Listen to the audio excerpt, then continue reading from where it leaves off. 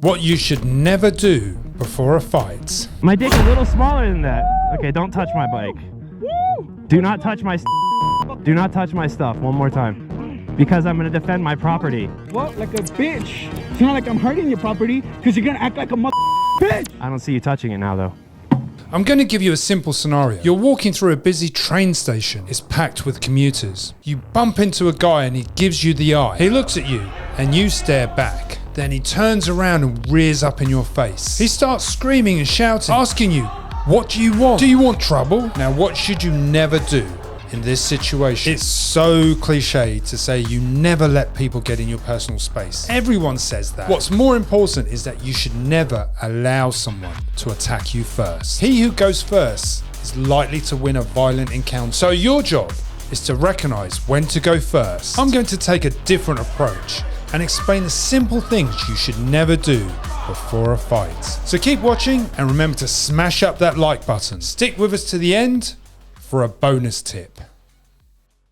Now, never let anyone intimidate you. Now, here's something that people rarely say in self-defense. Don't ever back away from an aggressive person. Once you've established control over the distance between you and that person, you should hold your ground. Do this for a psychological and physical reason. You see, you want to take psychological control of the confrontation. And this is important if the guy's screaming and shouting at you. If you're backing away, what message does this send to the aggressor? You're saying you're not confident. You can't handle this situation. Even if you doubt yourself, try and hold your ground as much as you can. Then be calm and confident. Speak in a clear manner. This will always portray a different image. It's not the image of a victim. In this scenario, holding your ground will allow you to go first when required. You're less likely to lose balance, always possible when retreating backwards. You're also less likely to run into environmental objects or even trip over, so don't give ground.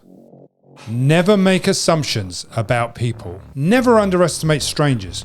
You don't know their intentions or capability.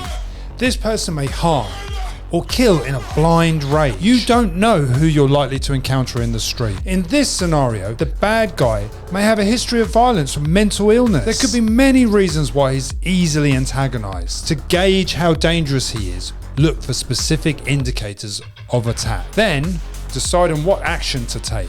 Don't engage in the situation. Don't get drawn into emotional arguments with an unstable stranger. It creates tunnel vision and reduces your environmental awareness. This is how aggressors get inside your personal space. Arguments often lead to a rapid closure of space because people are more focused on the argument and emotion. If you believe the guy's about to attack you, keep your distance outside of striking range. Position at an angle to weaken his fighting arc. Keep your hands up, but never indicate that you want to fight. Don't say threatening things. Don't take an obvious fighting stance. This alone disarms the aggressor and gives you some advantage to attack first. Stay calm and in control. This will help you make a rational judgment of when to go.